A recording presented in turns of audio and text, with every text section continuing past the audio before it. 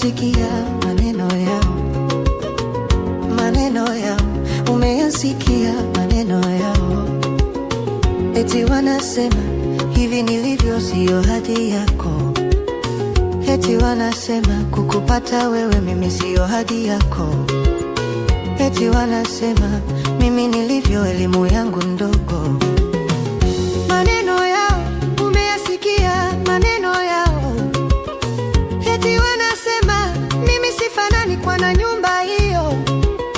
Eti wanasema hivi nilivyo sio hadhi yako. Hawajui tulianzia wapi, hawajui kuna siri gani, hawajui wanapotazama majumba, hawajui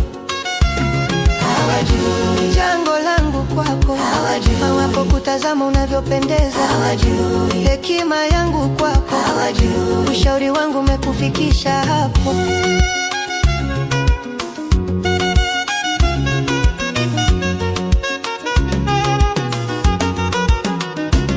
Hawajui busara zangu zimefanya uonekane, hawajui maombi yangu ndiyo yanakubeba, hawajui nafasi yangu kwako, hawajui busara yangu kwako, hawajui ninavyokuombea, hawajui wananitazama na ni hukumu, hawajui wanasema sifanani nawe, wanasema hawajui maombi ninaomba yanakupa vyeo, hawajui maneno yao wanasema